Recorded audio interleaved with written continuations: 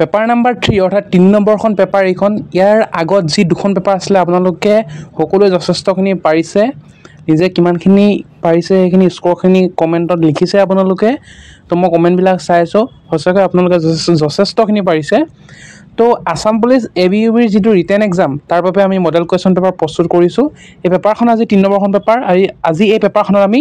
পলিটিৰ ওপৰত যিটো পলিটিৰ টপিক তাৰ পৰা আনিছোঁ টোটেল কুৱেশ্যন থাকিব 25 আৰু টোটেল মাৰ্কছ থাকিব 25 আৰু এই পেপাৰখনত আমি 5 মাৰ্ক ৰাখিছোঁ কিমান 25টা কুৱেশ্যনৰ ভিতৰত যদি আপোনালোকে 20টা কুৱেশ্যন পাৰে তেনেহ'লে এই পেপাৰখনত আপোনালোকে পাছ হৈছে বুলি নিজকে ভাবিব পাৰে কাৰণ আমি কুৱেশ্যনবিলাক একদম যোনখিনি মূল কুৱেশ্যন মানে সেইখিনি লৈ আনিছোঁ তো আপোনালোকৰ সন্মুখত প্ৰথম প্ৰশ্ন ৰাজ্যসভাৰ মুঠ আসনৰ সংখ্যা কিমান বিকল্পত দিয়া আছে 250খন 235খন 543খন আৰু 545খন কোনটো ৰাইট এনসাৰ হ'ব আপোনালোকে ভাবক আৰু বহি এখন লৈ নিজৰ স্ক'ৰটো লিখি যাওক ঠিক আছে তো ৰাইট এনসাৰ অপশ্যন নম্বৰ 1 ৰাজ্যসভাৰ মুঠ আসনৰ সংখ্যা 250খন আৰু এই 250খনৰ ভিতৰত 12খন আসন মনোনীত হয় মনত ৰাখিব বাকিখিনি নিৰ্বাচিত হয় মনোনীত কোনে কৰে ৰাষ্ট্ৰপতিয়ে কৰে 12খন আসন 250ৰ ভিতৰত ক্লিয়াৰ কনসেপ্টটো ক্লিয়াৰ কৰক কোৱেশ্চন নাম্বাৰ 2 স্বাধীনতাৰ পৰা বৰ্তমানলৈকে ভাৰতত কেইবাৰ লোকসভাৰ নিৰ্বাচন হৈছিল কি কৈছে স্বাধীনতাৰ পৰা বৰ্তমানলৈকে ভাৰতত কেইবাৰ লোকসভাৰ নিৰ্বাচন হৈছিল 2024 চনৰ লোকসভাটোলৈকে কেইবাৰ হৈছিল 18 বাৰ হৈছিল ঠিক আছে 18 বাৰ হৈছিল 2024 চনৰ যিটো নিৰ্বাচন হেতু 18 নম্বৰ বাৰ হৈছিল আৰু 18 বাৰ হৈছে এতিয়ালৈকে কোৱেশ্চন নাম্বাৰ 3 গুৱাহাটী উচ্চ ন্যায়ালয় কোন চনত প্ৰতিষ্ঠা হৈছিল 1942 1947 1945 1948 কিমান চনত প্ৰতিষ্ঠা হৈছিল 1948 চনত প্ৰতিষ্ঠা হৈছিল 1948 চনৰ 5 এপ্ৰিল তাৰিখে মনত ৰাখিব 5 এপ্ৰিল ডেটটো মনত ৰাখিব পাৰিলে নেক্সট কোৱেশ্চন নাম্বাৰ 4 লে আমি আগবাঢ়িম আপোনালোকৰ সন্মুখত কোৱেশ্চন নাম্বাৰ 4 এজন ব্যক্তিয়ে পঞ্চায়তৰ সদস্য পদত উঠিবলৈ ন্যূনতম কিমান বয়স লাগে পঞ্চায়তৰ সদস্যৰ বাবে নিৰ্বাচন খেলিবলৈ কিমান বয়স লাগে 18 বছৰ 23 বছৰ 25 বছৰ 21 বছৰ ৰাইট এনসাৰ 21 বছৰ লাগে ঠিক আছে বিধায়কৰ বাবে বিধায়ক হ'বলৈ কিমান বছৰ লাগে 25 বছৰ লাগে নহয় জানো মনত ৰাখিব সকলো ৰাজ্যসভাৰ কাৰণে লোকসভাৰ কাৰণে ৰাষ্ট্ৰপতিৰ কাৰণে প্ৰধানমন্ত্ৰীৰ কাৰণে কিমান বয়স লাগে সকলো চাই যাব অসমত কেইবাৰ ৰাষ্ট্ৰপতি শাসন হৈছিল ৰাষ্ট্ৰপতিৰ শাসন অৰ্থাৎ ষ্টেট ইমাৰ্জেন্সি 4 বাৰ 3 বাৰ 5 বাৰ 2 বাৰ কেইবাৰ হৈছিল 4 বাৰ হৈছিল অপশ্যন নম্বৰ 1 ৰাইট এনসাৰ আমাৰ ভাৰতত কেইটা ইমাৰ্জেন্সি আছে 3টা ইমাৰ্জেন্সি আছে national emergency state emergency and financial emergency ঠিক আছে আমাৰ অসমত 4 বাৰ লাগিছিল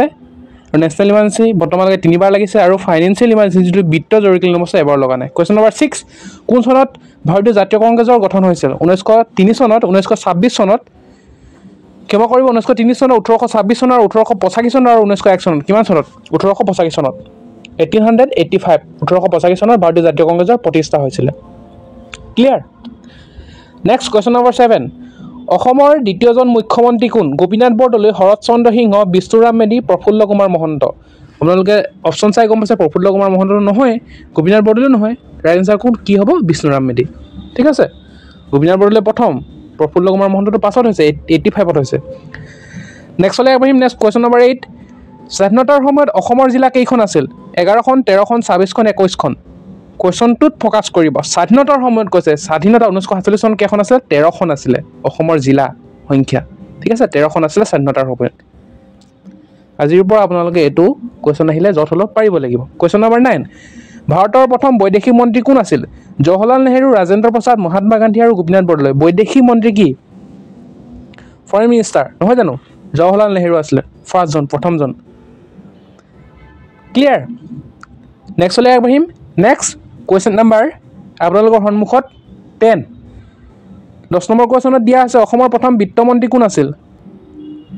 right answer Bishnuram Medhi question number 11 অসমৰ বিধানসভাৰ আসনৰ সংখ্যা কিমান 128 খন 126 খন 118 খন আৰু 112 খন কিমান 126 খন ক্লিয়াৰ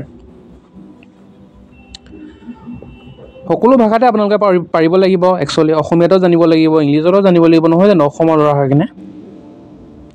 যি কি নহওক মই আনিবলৈ চেষ্টা কৰিম বাৰু কোৱেশ্চন নম্বৰ 12 মুখ্যমন্ত্ৰী কোনে নিযুক্তি দিয়ে ৰাজ্যপালে ৰাষ্ট্ৰপতি লোকসভা অধ্যক্ষ আৰু বিধানসভা অধ্যক্ষ এতিয়া মুখ্যমন্ত্ৰীক মানে কি চিফ মিনিষ্টাৰ কোনে নিযুক্তি দিয়ে ৰাজ্যপালে নহয় নেকি ৰাজ্যপালে হয় গভৰ্ণৰ ঠিক আছে এটো ইংলিছত কি জানিব লগা কথা আছে কোৱেশ্চন নম্বৰ 13 অসম প্ৰদেশ কংগ্ৰেছ কমিটিৰ গঠন কোন চনত হৈছিল কিমান চনত 1921 চনত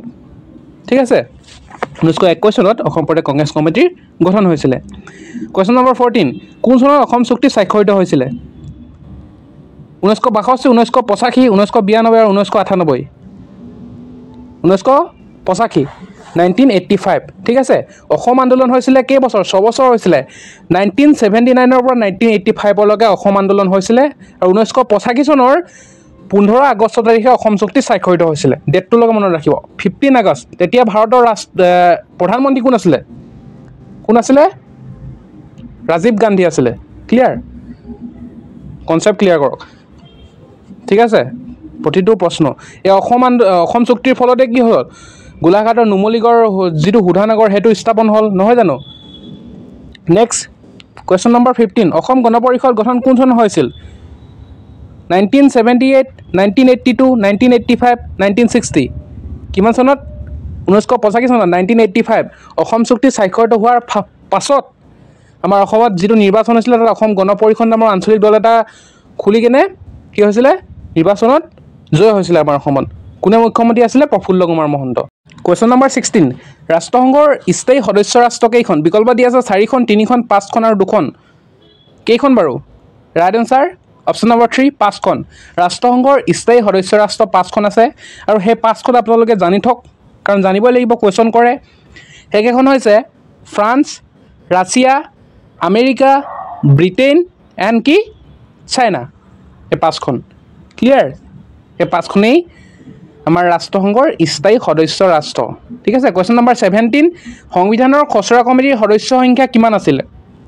আমাৰ সংবিধানখন প্ৰস্তুত কৰিবলৈ যি খচৰা সমিতি বনাইছিলে সেই খচৰা কমিটিত কেইজন সদস্য আছিল 7 জন আছিল অপচন নম্বৰ 1 ৰাইট আনসাৰ আৰু অসমৰ এজন আছিল আপোনালোকে জানিব লাগিব হে অসমৰ এজন কোন আছিল সৈয়দ মোহাম্মদ সাদুল্লাহ ঠিক আছে কি কলো মই সৈয়দ মোহাম্মদ সাদুল্লাহ আমাৰ অসমৰ জন কোৱেশ্চন নম্বৰ 18 তলৰ কোনখন উচ্চ সদন লোকসভা বিধানসভা ৰাজ্যসভা বিধান পৰিষদ আমাৰ ভাৰতত কেইখন সদন আছে বাৰু মই কৈছো আমাৰ ভাৰতত 3খন সদন আছে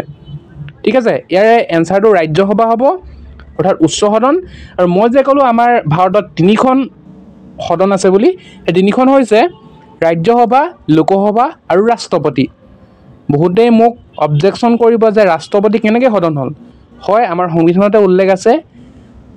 আমাৰ ভাৰতত সদন কেই প্ৰকাৰৰ 3 প্ৰকাৰ ৰাজ্যসভা লোকসভা আৰু ৰাষ্ট্ৰপতিয়ে সাইন কৰাৰ পাছতহে এখন বিল এক্টলৈ পৰিৱৰ্তন হ'ব ঠিক আছে বিল এখন এক্টলৈ ৰূপান্তৰ কৰিব ৰাষ্ট্ৰপতিৰ সাইনটোৱে কোৱেশ্চন নম্বৰ 19 কোন চনত অসমে এখন পূৰ্ণাংগ ৰাজ্যৰ মৰ্যাদা লাভ কৰে 1947 চনত 1950 চনত 1948 চনত আৰু 1973 চনত কিমান চনত 1950 চনত ঠিক আছে 1950 চনত অসম এখন ভাৰতৰ পূৰ্ণাংগ ৰাজ্য হিচাপে মৰ্যাদা লাভ কৰে অসমে নেক্সট লৈ আগবাঢ়িম নেক্সট কোৱেশ্চন নম্বৰ 20 ভাৰতীয় সংবিধানত কেইটা ভাষাৰ বিষয়ে উল্লেখ আছে 18টা 20টা 22টা আৰু 24টা কেইটা আছে 22টা আছে অপচন নম্বৰ 3 ৰাইট আনসাৰ 22টা আছে আমাৰ সংবিধানত সাংবিধানিক ভাষা হিচাপে ঠিক আছে সাংবিধানিক ভাষা 22টা আছে আমাৰ সংবিধানত এই ভাষা কেইটা পাৰিলে আপোনালোকে চাই ল'ব তাৰ মাজত আমাৰ অসমীয়াটো আছে কোৱেশ্চন নম্বৰ 21 বিটিআৰৰ মুখ্য কাৰ্যালয় ক'ত আছে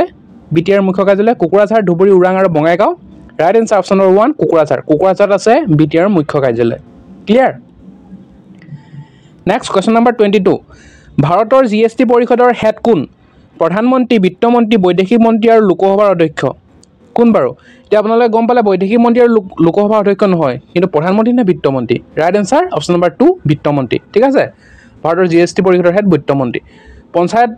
পঞ্চায়ত নিৰ্বাচন কোনে পৰিচালনা কৰে ৰাজ্যিক নিৰ্বাচনী আয়োগ ভাৰতীয় নিৰ্বাচনী আয়োগ ভাৰত চৰকাৰ আৰু অসম চৰকাৰ কোনে কৰে মানে এইটো অসম চৰকাৰ বুলি নহয় একচুৱেলি ৰাজ্যিক চৰকাৰ হ'ব লাগিছিলে বুজি কি নহওক ৰাইট আনসাৰ ৰাজ্যিক নিৰ্বাচনী আয়োগেই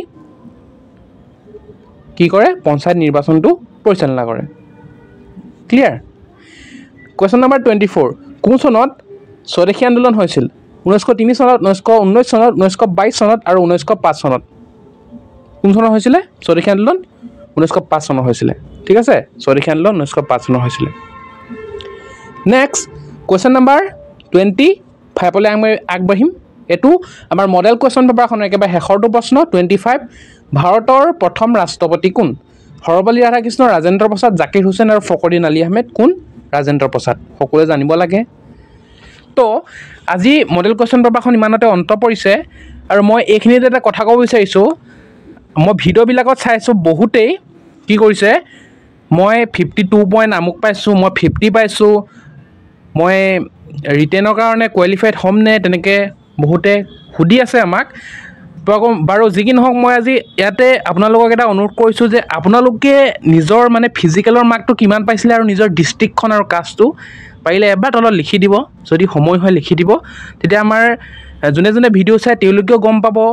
যে কোন ডিষ্ট্ৰিক্টত কিমান নম্বৰনো পাইছে মোৰ স্ক'ৰটোনো কিমান গম পাব মোৰ অনুমান মতে 50 যদি ওপৰত থাকে আহি যাব লাগে 52 53 ইমানটো ওপৰত পালেতো আহি যাব লাগে ৰিটেনটো আহি যাব লাগে বাকী আপোনালোকে একদম এইকেইদিন ভালদৰে পঢ়ক ৰিটেনটো যদি ভাল হয় চাকৰিটো খাটাং হৈ থাকে নহয় জানো কাৰণ ৰিটেনটোৱে আপোনালোকৰ প্ৰভাৱ পেলাব বা যি কি নহওক নেক্সট পাৰ্ট আহি আছে থেংক ইউ